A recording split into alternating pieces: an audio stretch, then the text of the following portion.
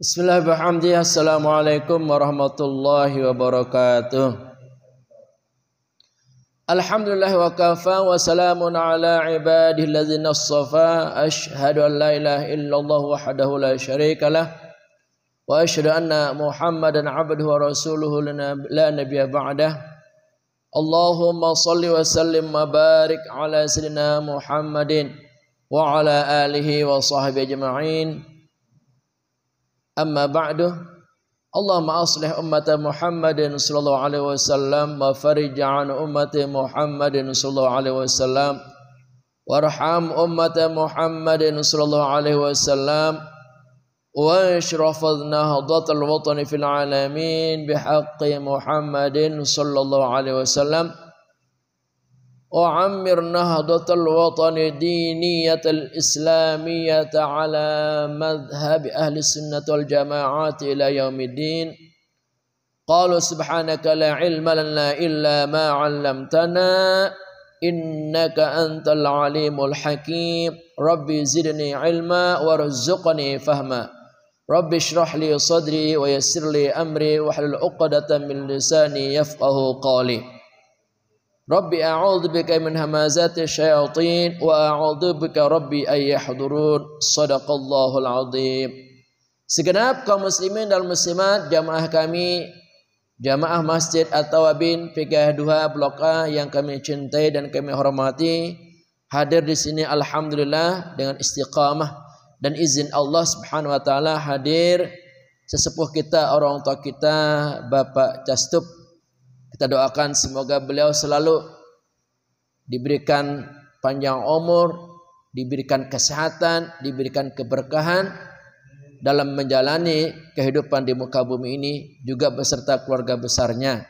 Juga kepada Bapak Ardi Tanjung yang sudah menyempatkan waktu untuk sedikit menggali ilmu Allah. Kita doakan juga semoga beliau beserta keluarganya selalu dalam keadaan sehat, berkah dan panjang umur, diberikan rezeki, diberikan kebaikan demi kebaikan, serta diberikan jalan keluar terhadap segala masalah-masalah kehidupannya.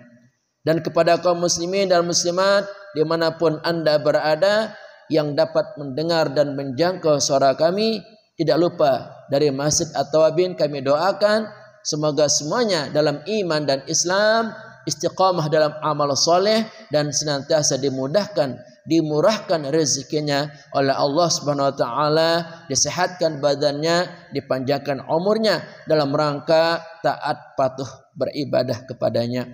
Amin ya rabbal alamin. Alhamdulillah pada pagi ini kita sampai kepada Asmaul Husna yang ke-61, yaitu Al-Mumit. Ya. Al-Mumit artinya maha mematikan.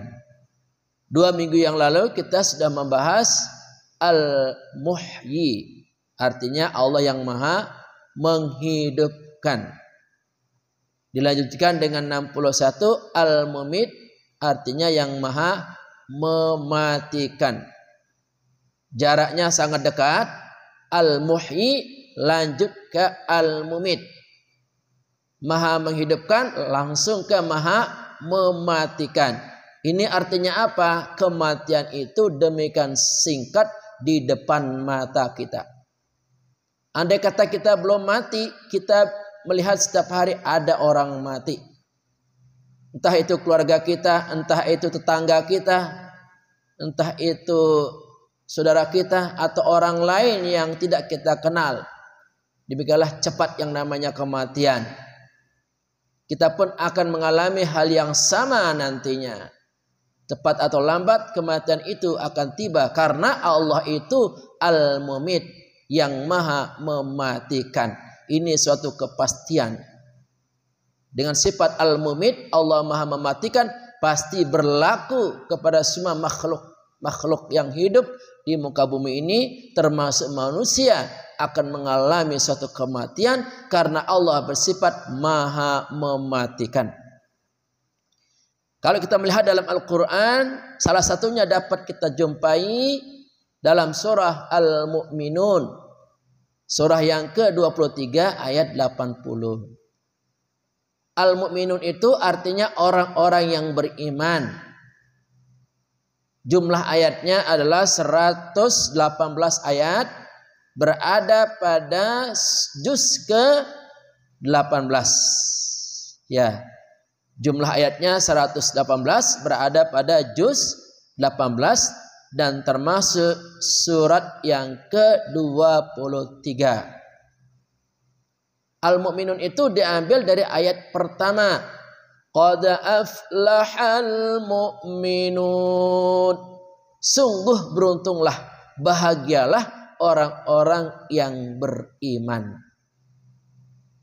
Nah, kita ingin mengetahui ini, orang-orang yang beruntung dan bahagia di antara orang-orang yang beriman itu siapa? Hanya 5. Hanya 5. Ini kalau betul-betul kita laksanakan kelima hal ini, maka kita nanti akan mendapatkan hidup beruntung dan bahagia dari dunia sampai di akhirat. Di dunia kita diwariskan oleh Allah surga Firdaus. Di dunia kita ditentramkan hati kita. Di akhirat nanti Allah akan mewariskan, Allah akan memberikan kepada kita tempat yang sangat mewah, megah, dan sangat indah, yaitu surga Firdaus, surganya para nabi. Di dunia Allah tentramkan jiwa kita. Ya, ada 5 syarat untuk dapat mewarisi surga Firdaus. Yang pertama adalah orang yang sholatnya khusyuk. Nah, ini berat. Sholat khusyuk itu berat. Makanya perlu ada latihan. Khusyuk itu adalah fokus konsentrasi yang mengingat Allah dalam sholat kita. Sesuaikan dengan apa yang kita baca. Ketika kita membaca bacaan-bacaan sholat, kita ingat makna-makna bacaan sholat itu yang terhubung kepada Allah Subhanahu wa ta'ala. Ketika kita mengatakan Allahu Akbar, berarti Allah yang maha besar. Ketika kita mengatakan Subhana rabbiyal azimi wa bihamdih, berarti yang kita puji, yang kita sucikan namanya adalah Allah. Ketika kita mengatakan Rabbil ghafirli wa liwalidayya, kita mohon agar Allah mengampuni kita. Allah mencukupkan kebutuhan hidup kita. Allah memberikan kita kasih sayangnya, mengangkat derajat hidup kita, memberikan petunjuk kepada kita. Jadi itulah diantara cara kita agar dapat khusyuk dalam sholat, yaitu memahami makna-makna dan arti-artinya dalam sholat. Itu sebabnya kita mesti belajar, mengaji, mempelajarinya dari guru-guru kita, sehingga kita mengalami suatu peningkatan dalam kualitas sholat kita. Yang kedua, yang akan mewarisi surga Firdaus, yang mendapatkan keberuntungan dan kebahagiaan adalah orang yang memelihara, menjaga diri dari perbuatan dan ucapan yang sia-sia. Setiap hari senantiasa berusaha menjaga dirinya, memelihara dirinya agar tidak melakukan perbuatan dan ucapan yang sia-sia, tidak ada gunanya sama sekali. Yang ketiga, yaitu orang yang menunaikan zakat, mengeluarkan zakatnya, baik zakat fitrah atau zakat mal, ya, zakat harta. Kemudian yang keempat adalah orang yang menjaga dan memelihara kemaluannya, artinya tidak berzina, ya, menjaga pandangannya, menjaga kemaluannya, menjaga hawa nafsunya, sehingga tidak melakukan perbuatan-perbuatan yang mengarah kepada perzinaan. Kemudian yang terakhir adalah orang yang menjaga sholatnya. Nah, kalau yang pertama tadi orang yang khusyuk dalam sholatnya, kemudian yang terakhir ini adalah orang yang menjaga sholatnya. Jangan sampai sholatnya tertinggal, terus terlaksana selama hidupnya. Minimal 5 waktu sehari semalam, ditambah sholat-sholat sunnah lainnya. Nah, bila 5 hal ini terlaksana dengan baik dan sempurna, paripurna adanya di muka bumi ini, maka kelak di akhirat Allah akan mewariskan kepada kita surga is the best, yang paling hebat, yang paling tinggi. Ya, surganya para nabi, yaitu surga Firdaus. Alhamdulillah kita masih hidup. Berarti kita diberikan kesempatan ini untuk dapat berusaha semaksimal mungkin, semampu-mampu kita untuk mendapatkan hidup yang bahagia, hidup yang beruntung itu dengan melakukan 5 hal saja. Insya Allah di dunia hati kita tentram, iman kita terselamatkan, hidup kita terselamatkan. Di akhirat nanti kita diwariskan oleh Allah surga Firdaus. Amin ya rabbal alamin. Mari kita lihat bahwa Allah bersifat Al-Mumit, Maha mematikan, di surah Al-Mu'minun ayat yang ke-80. A'udzu billahi minasy syaithanir rajim. Bismillahirrahmanirrahim. وهو الذي يحيي ويميت وله اختلاف الليل والنهار أفلا تعقلون. Dan dialah yang menghidupkan dan mematikan, dan dialah yang mengatur pertukaran malam dan siang. Maka apakah kamu tidak memahaminya? Wahwa, dan dialah alladzi yang yuhyi, menghidupkan, wa yumit, al-mumit ya, wa yumit, dan yang mematikan, walahu, dan baginya ikhtilafu, pertukaran atau perselisihan, al-lail, malam, wan nahar, dan siang. Afala, apakah maka tidak, afala, apakah maka tidak, taqilun, kamu berakal atau berpikir. Nah, dalam ayat ini dijelaskan kepada kita 2 sifat Allah yang bergandengan sekaligus berpasangan, yaitu Allah Maha menghidupkan sekaligus Allah Maha mematikan. Nah, kalau seandainya tidak ada kata wa yumit, hanya Allah mengatakan yuhyi, Allah Maha menghidupkan, kita tidak akan pernah mati selama-lamanya. Jadi kalau seandainya nggak ada sambung, ayat ini mengatakan wa yumit, berarti kita hidup selama-lamanya di dunia. Tapi yakinlah, hidup di dunia ini pasti bosan. 60-70 tahun aja udah bosan. Ya jamaah ya. Bosan rasanya kadang. Kesana kemari, belum lagi kita sakit-sakitan. Apalagi kita hidup selama-lamanya di dunia. Umur 100 tahun aja udah payah. Ya, itu sudah banyak mengganggu. Ya, mengganggu orang lain. Menguras tenaga pikiran orang lain, mengurus kita. Kalau sudah nyampe 80, apalagi 100 tahun. Makanya nggak mungkin kita hidup selama-lamanya. Pasti akan membebani orang lain di sekitar kita. Maka perlu ada apa? Wa yumit, mematikan. Nah, Allah mematikan untuk melanjutkan perjalanan hidupnya menuju alam barzakh atau alam kubur. Semoga kita di alam kubur nanti kita membawa iman dan Islam, amal soleh, amal ibadah, sehingga kelak di alam kubur mendapatkan kenikmatan demi kenikmatan. Amin ya rabbal alamin. Juga Allah yang mengatur pergantian malam dan siang. Memang sudah seperti itu. Malam, lama-lama siang. Siang, lama-lama malam. Ini Quran yang bicara. Ada hidup, ada mati, silih berganti.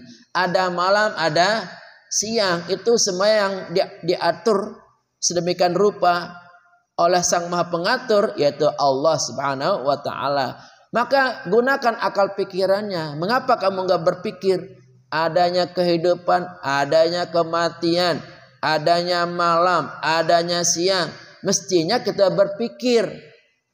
Ya, ternyata sudah diatur semua dengan rapi oleh Allah Subhanahu wa Ta'ala.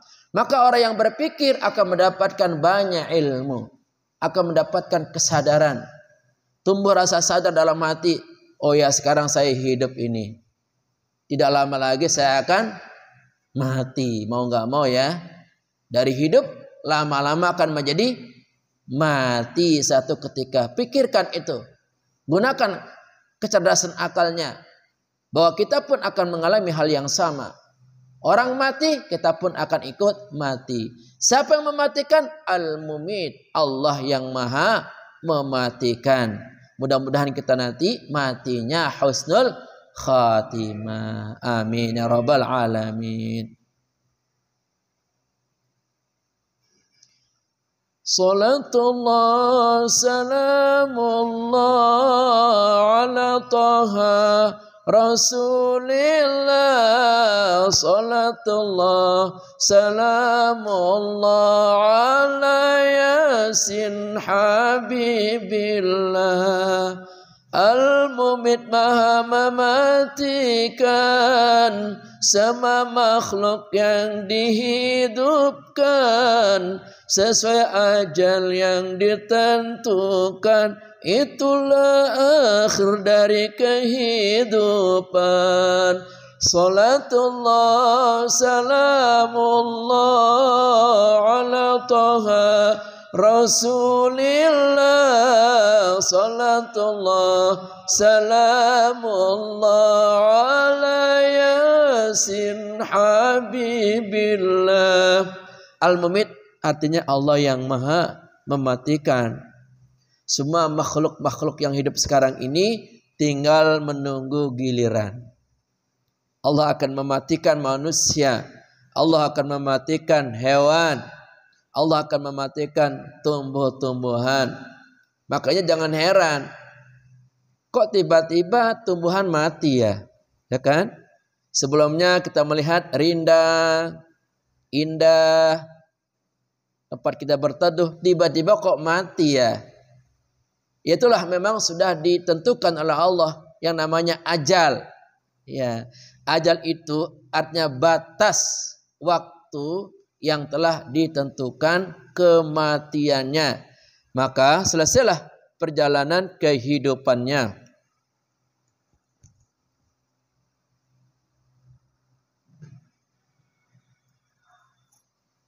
Nah, demikian. Semua makhluk yang bernyawa pasti akan mengalami kematian. Kullu nafsin dha'iqatul maut. Setiap yang berjiwa, yang bernyawa pasti akan mati.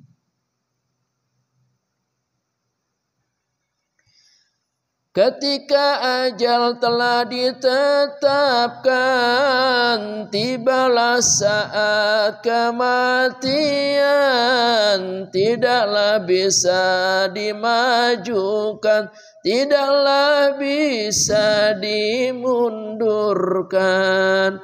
Salatullah salamullah ala taha Rasulillah. Salatullah salamullah ala yasin habibillah. Bila jadwal jam ajal itu tiba dan menjadi suatu ketetapan yang telah ditetapkan oleh Allah kepada kita dan kepada makhluk-makhluk hidup, maka tibalah kematian tersebut. Tidak bisa dimajukan, tidak bisa dimundurkan, walaupun 1 detik, walaupun 2 detik, walaupun 1 menit. Tidak peduli kalau ajalnya sudah tiba, mau sehat, mau sakit, mau tua, mau muda, mau kecil, mau besar. Kalau sudah datang ajalnya, dia akan mati. Inna lillahi wa inna ilaihi raji'un. Kadang kita heran ya, ada orang sakit nih seperti orang tua teman saya ini, 12 tahun di tempat gak pernah kemana-mana, ya sakit, hanya bisa duduk pun terbatas, berbaring 12 tahun, sampai sekarang masih hidup. Coba 12 tahun terbaring sakit. Ada orang cuma sakit sebentar, beberapa hari meninggal. Bahkan yang mengejutkan, ada orang yang tidak pernah sakit tiba-tiba meninggal. Lagi bekerja, lagi di jalan, lagi bercanda, lagi makan-makan, lagi tampil, lagi jadi imam umpama. Jadi ajal itu tidak terkait dengan apapun. Ajal itu terkait dengan jadwal jatah hidup kita. Ya. Nah demikian. Ya, termasuk ibu saya nih, udah 85 tahun kurang lebih umurnya. Sudah 6 bulan di tempat tidur, tidak bisa apa-apa. Badannya kurus kering, tinggal tulang-tulang. Mau kita pijit tidak tega ya. Ya, hanya bisa berbicara seperlunya. Siang malam tidur aja, kita kasihan melihatnya, sudah sangat lemah. Ya, begitu. Tetapi alhamdulillah 6 bulan masih bertahan nih, ya, masih bertahan. Ya memang kalau belum ajalnya, walaupun sakit parah itu belum saatnya akan dimatikan. Nah, justru kita yang sehat ini, ya kita jangan lalai. Jangan-jangan kita yang sehat ini duluan. Ya kan? Makanya jangan kita lupa diri, jangan bangga. Saya masih muda, saya masih sehat, matinya lama. Jangan seperti itu. Ya, buktinya banyak orang sehat, banyak orang masih muda, belum umurnya 50, 60 tahun ternyata sudah sampai ajalnya. Di sini yang paling tua Pak Castup ya. Kita doakan semoga beliau sehat, berkah dan panjang umur ya. Sudah 60 lebih ya Pak ya. Kita doakan semoga Bapak selalu sehat, selalu bisa mendampingi dakwah kita setiap Sabtu di sini untuk menjaga syiar agama kita di tempat ini.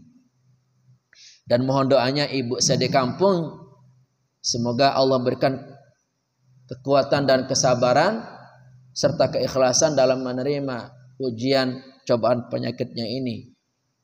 Dan kita mohon pada Allah semoga Allah berkenan menyembuhkannya, menyehatkannya. Itu doa kita agar bisa kembali dapat sempurna beribadah kepada Allah Subhanahu wa taala.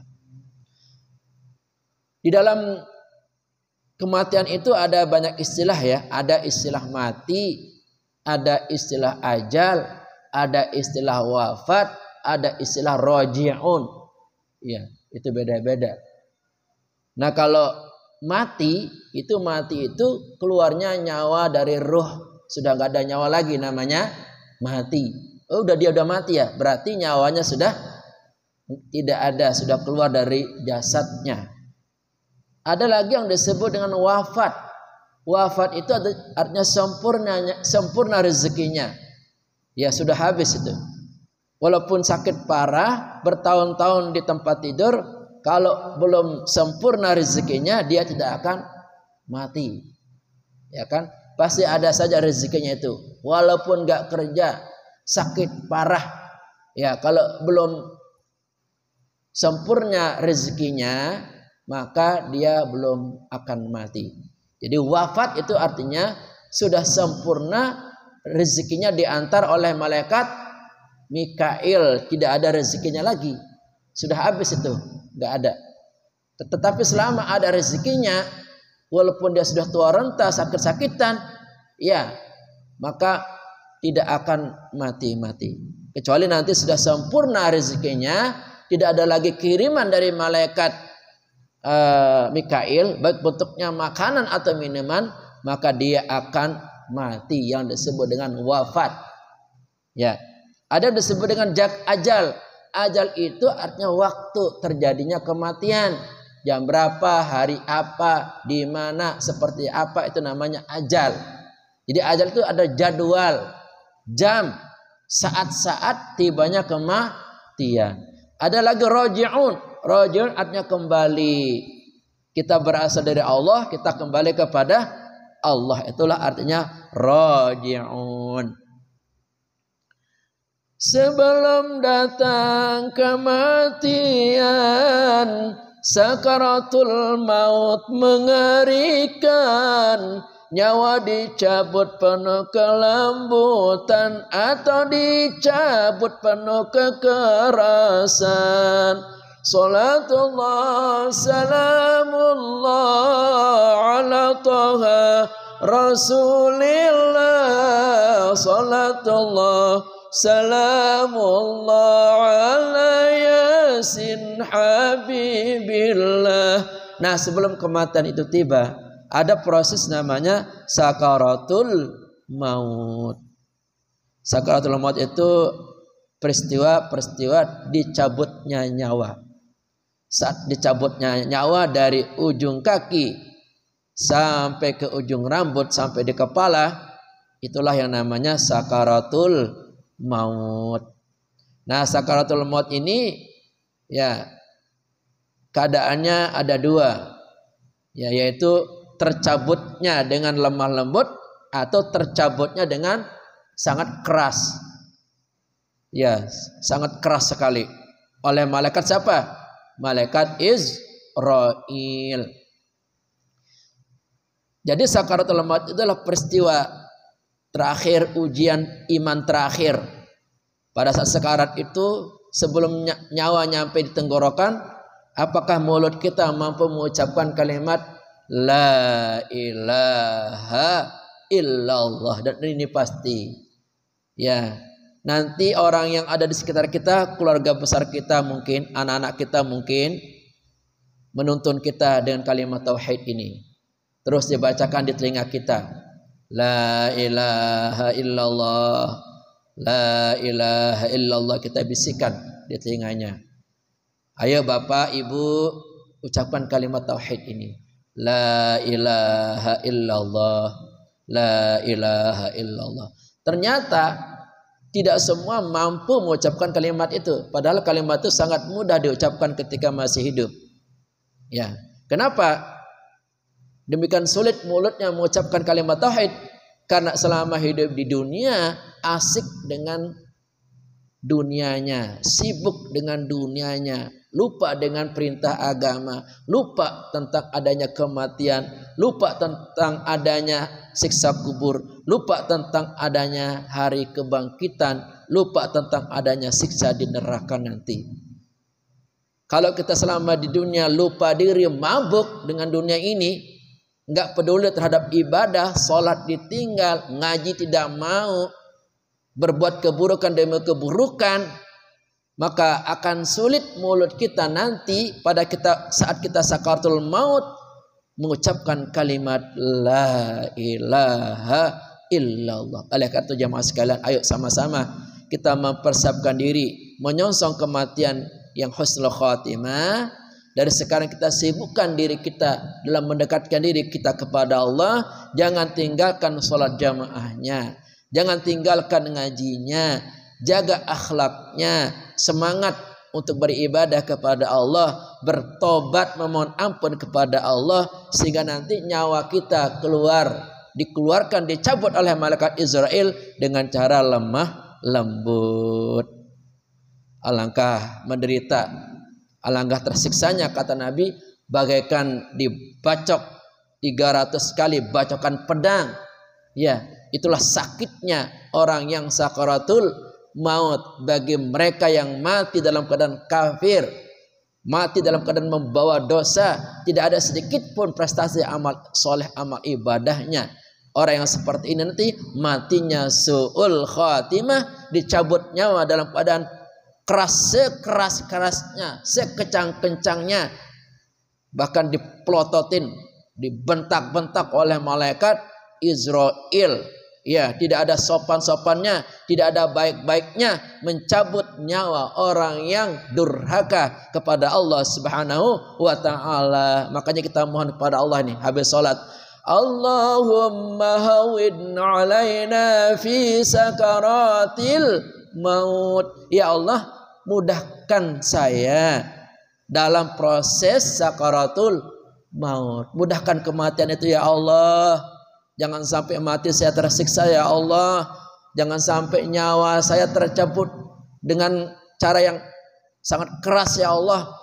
Yang sakitnya bagaikan dibacok pedang, 300 kali bacokan pedang. Na'udzubillah ya Allah. Kita akan mengalami nanti, semoga tercabutnya nyawa kita nanti secara pelan-pelan, lemah lembut insya Allah. Ketika terjadi kematian, mengalami dua keadaan, mati di dalam kebaikan atau mati dalam keburukan. Salatullah salamullah ala Taha Rasulillah. Salatullah salamullah ala Yasin Habibillah. Nah, keadaan kematian itu ada dua. Ada matinya dalam kebaikan, ada matinya dalam keburukan. Nah, kematian yang keadaannya dalam kebaikan dinamakan mati husnul khatimah, akhir hidup yang baik. Dan kematian yang keadaannya dalam keburukan disebut su'ul khatimah, kematian yang akhirnya buruk. Ini pasti dua ini akan dialami. Kalau enggak mati baik-baik, husnul khatimah, dia akan mati dalam keadaan sangat buruk atau su'ul khatimah. Tinggal kita pilih ini. Kalau mau mati husnul khatimah, ayo dong siapkan diri dari sekarang. Buang kemalasannya, tinggalkan hal-hal yang memberatkan hidup kita. Jangan sampai kita malas ibadah, jangan sampai kita berat ibadah. Suara azan 24 jam terdengar begitu jelas, tampak menggelegar dari HP kita, dari speaker di seluruh masjid. Ya, terdengar di telinga kita jelas sekali menyampaikan, mengajak kita, hayya 'alas shalah. Mari umat Islam pada sholat semuanya, datang ke masjid, tinggalkan kesibukan di duniamu, tinggalkan tidurmu, tinggalkan mainanmu, tinggalkan HP-mu, tinggalkan istrimu, tinggalkan kesibukanmu. Hayya 'alal falah. Mari menuju keberuntungan dan kebahagiaan. Kalau mau beruntung dan bahagia, sholatlah tepat waktu, datanglah ke masjid. Siapapun yang rajin ke masjid, sholat tepat waktu dan berjemaah, hidupnya pasti beruntung, pasti bahagia. Coba lihat itu orang yang datang ke masjid, bahagia sekali hatinya. Betul jemaah? Bahagia, tenang, damai, tidak ada beban yang dipikirkan, ringan, enteng rasanya hidup ini. Hanya orang-orang yang istiqamah sholat berjamaah merasakan kebahagiaan di hati. Tidak bisa diungkapkan kebahagiaan itu karena kita senantiasa bersama Allah Subhanahu wa taala. Kita bahagia, benar-benar bahagia bukan karena harta benda kita, bukan karena rumah kita, bukan karena kendaraan kita, bukan karena emas permata kita. Walaupun kita punya emas permata satu bumi sekalipun, tidak akan bisa untuk membahagiakan hati kita. Yang membahagiakan hati kita manakala kita dekat kepada Allah Subhanahu wa taala. Ketika kita bersujud, ketika kita sholat, itulah saat-saat penuh bahagia. Coba lihat itu. Kita berwudu saja, kita sudah mulai merasakan kebahagiaan di hati. Terang rasanya pikiran kita, segar badan kita. Ya, apalagi ketika sholat, ya Allah, sungguh sangat-sangat bahagia. Makanya dimanapun yang kita jumpai itu, orang-orang mu'alaf yang baru masuk Islam itu, ternyata baru menemukan betapa bahagianya ketika sholat, ketika berwudu dan ketika sholat, dan ini nyata. Ya, demikian. Ya, jadi jamaah sekalian, kalau kita mau nanti saat kita matinya husnul khatimah, ayo dong, mari sama-sama giatkan diri dalam ibadah. Sholatlah tepat waktu dan berjamaah. Jangan cuekin itu ajaran agama. Saking pentingnya, saking hebatnya keutamaan orang yang sholat berjamaah itu, kata Nabi, ya, seandainya umatku tahu betapa hebatnya, betapa istimewanya yang namanya sholat berjamaah, mereka akan datang ke masjid walaupun dalam keadaan merangkak. Coba ya Allah, kita kan nggak sampai merangkak ini. Badan kita sehat, kaki kita masih kuat, tidak ada alasan untuk bermalas-malasan datang ke masjid. Itu pun kalau mau nanti kita mati husnul khatimah. Tentu kita ingin nanti mati husnul khatimah.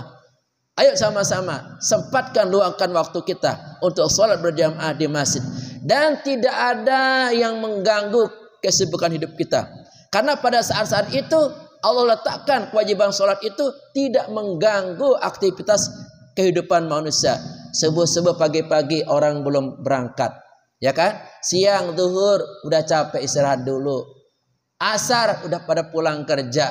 Apalagi maghrib udah di rumah. Apalagi isya mau tidur. Tidak ada satu sholat pun yang akan mengganggu aktivitas kehidupan manusia.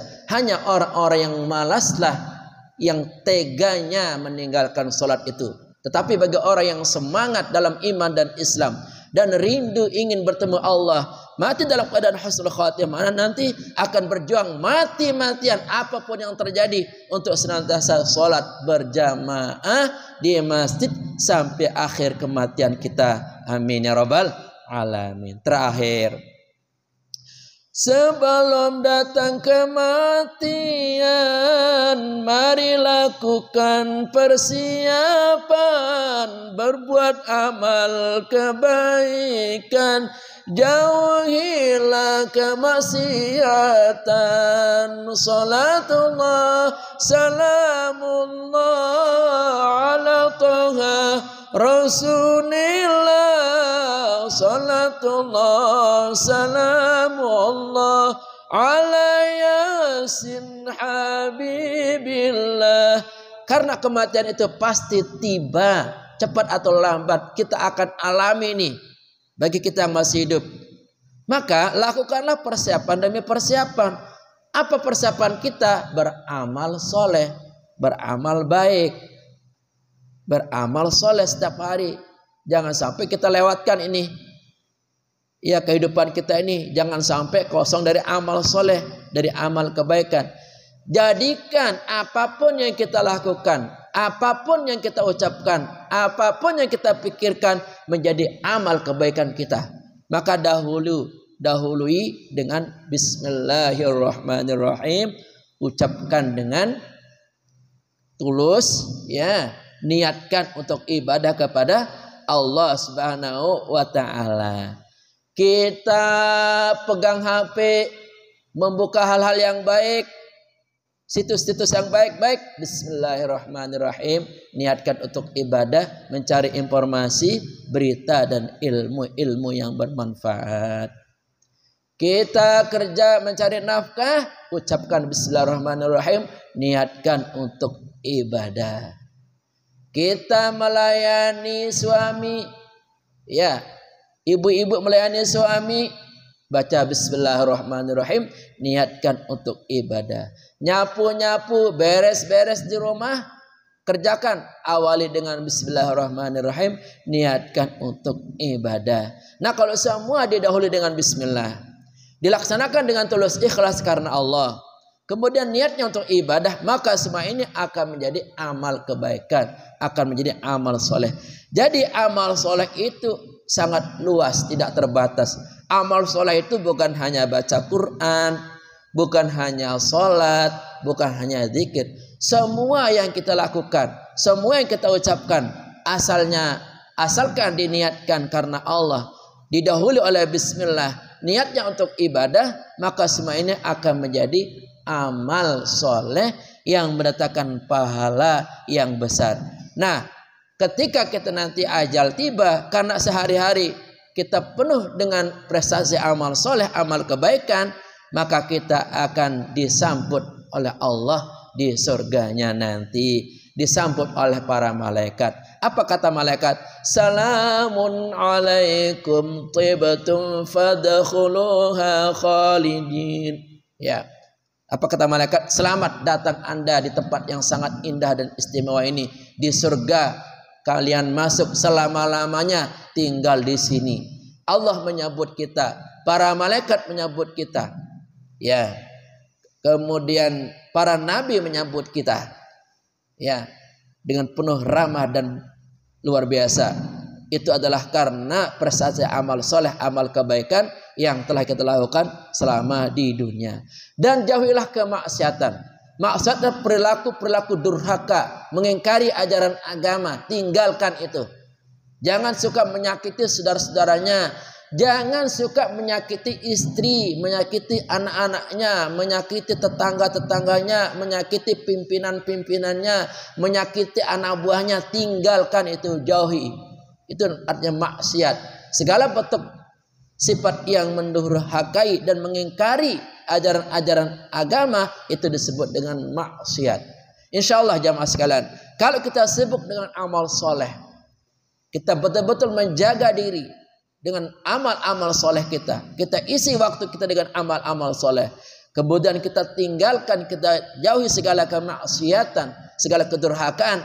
Maka kita nanti akan pulang ke akhirat dalam keadaan tersenyum, dalam keadaan bahagia, dalam keadaan selamat. Insya Allah. Moga-moga dengan Asmaul Husna yang dinamakan Al-Mumin ini, kita akan dapat mempersiapkan diri menyongsong kematian yang husnul khatimah. Rabbana atina fid dunya hasanah wa fil akhirati hasanah wa qina adzabannar.